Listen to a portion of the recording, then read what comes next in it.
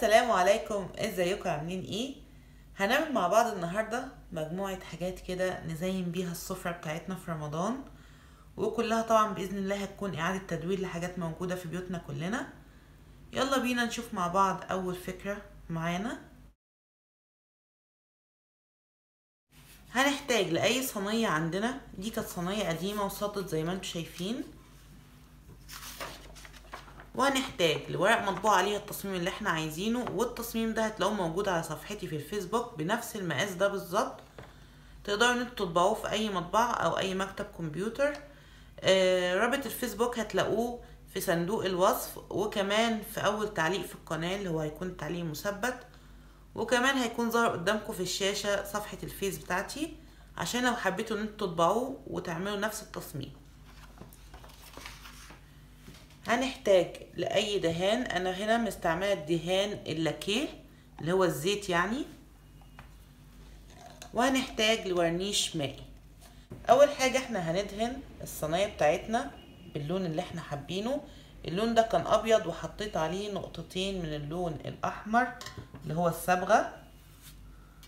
هنبتدي ان احنا نوزع اللون.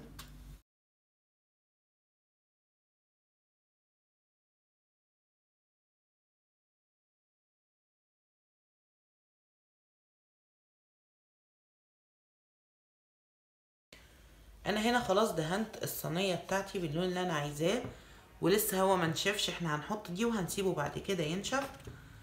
هحط القطع التصميم اللي معايا في النص،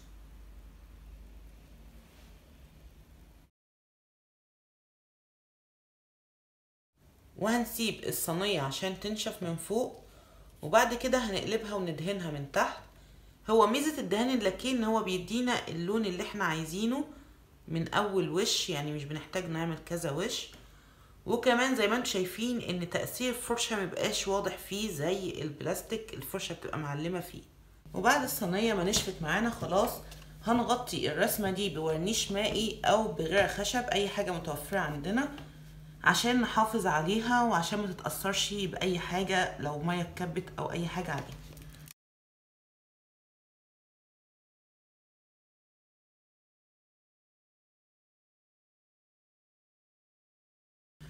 وده كده بقى شكل الصينية.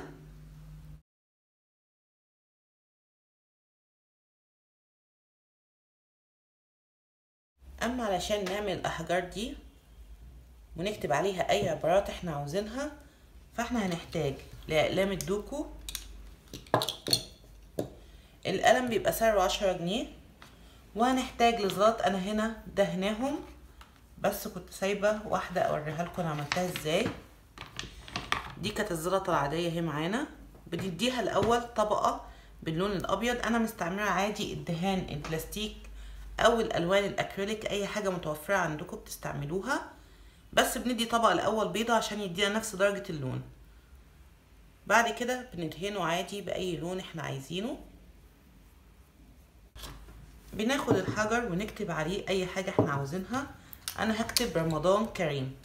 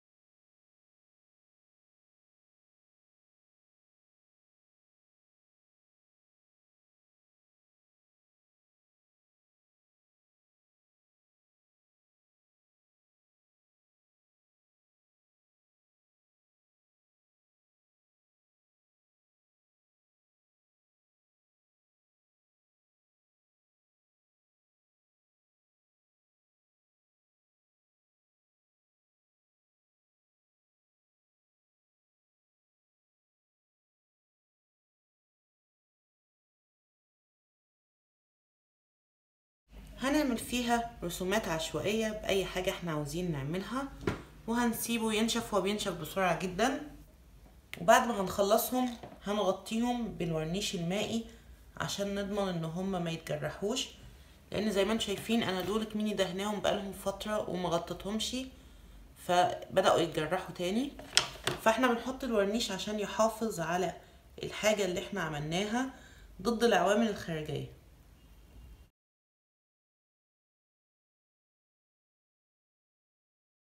وده الشكل النهائي للأحجار معانا. كتبنا عليهم عبارات مختلفة.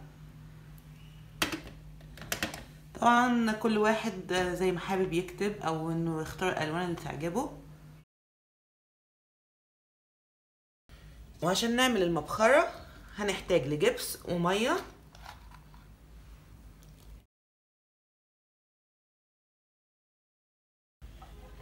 لو حسينا ان هو خفيف قوي ممكن نسيبه شوية على ما يشك ويمسك، او اننا نزوده جبس.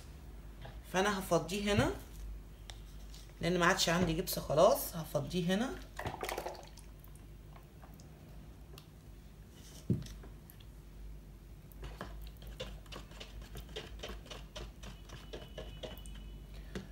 وهسيبه شوية على ما يمسك.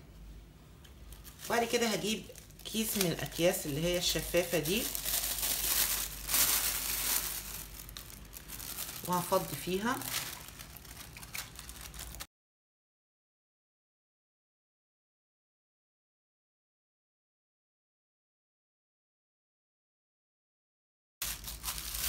نحاول ان احنا نطلع الهواء منه.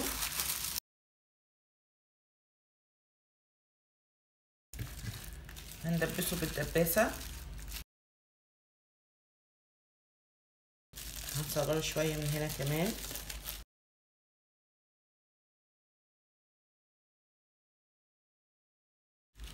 وهنحط عليه اي حاجة يكون ليها قاعدة بالمنظر ده. وده على ما يبتدي انه يمسك شوية، بدأ يمسك اهو معانا. هنحط عليه برضو قاعدة وهنسيبهم لحد ما يمسكوا. الجبس بيمسك بسرعة جدا. الجبس خلاص كده مسك معانا. هنبتدي ان احنا نطلع الازازة دي بشويش.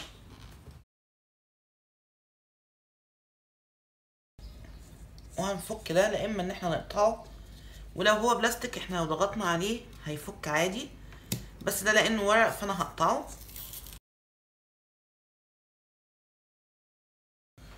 بقى معانا الشكل ده. هنجيب صنفرة وهنصنفره.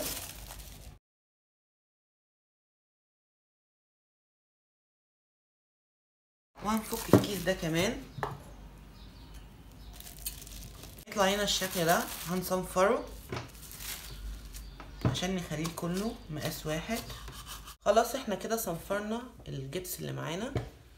هنبتدي ان احنا ندهنه. انا دهنته من جوه الاول وسبته ينشف عشان اما ادهن ده واقلبه يبقى ده خلاص ناشف. انا هنا معايا اللون ده لون ابيض عادي سواء كان بلاستيك او لاكيه. ومعايا الصبغه اللي هي لونها بنفسجي دي. الازازه من دي بتبقى ثمنها 5 جنيه تقريبا. حطيت منها على اللون الابيض فاداني اللون البنفسجي الفاتح. هبتدي ان انا ادهنها كلها وهشوف هي محتاجه وش واحد ولا وشين. هي باذن الله يعني مش هتاخد غير وش واحد. اما بالنسبه للقاعده فانا اخدت شويه من اللون اللي احنا عاملينه فاتح ده وهحط عليه شويه من الصبغه كمان عشان اغمقه شويه ان يبقى اللون مختلف. وهدهن بيها القاعده بتاعتنا.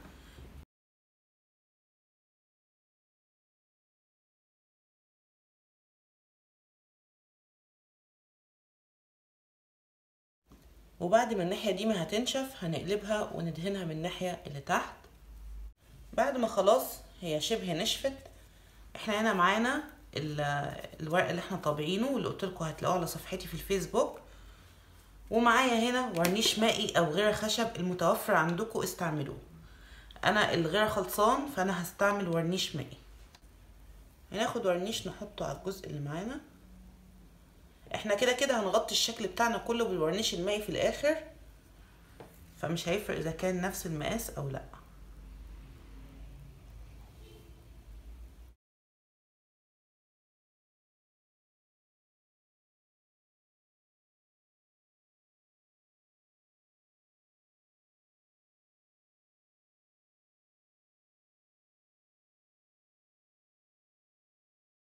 دي خلاص نشفت معانا اهيت.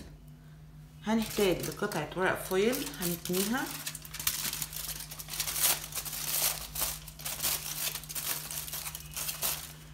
وهنجيب الازازة اللي احنا خدنا بيها قبل كده المقاس بتاع ده، وهنعمل عليها قطعة ورق فويل كده،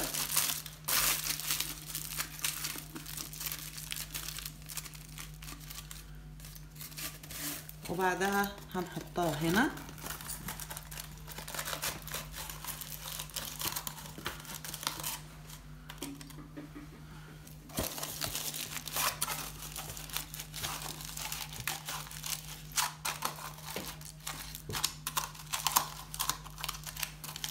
وهنقص الزيادات دي بالمقص.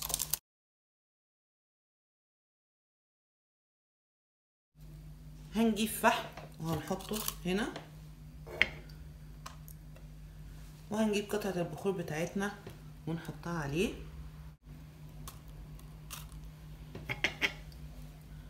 وهيكون دي المبخرة بتاعتنا. هي مطلعة هي الدخان، انا مش عارفة هو باين قدامكم ولا لا.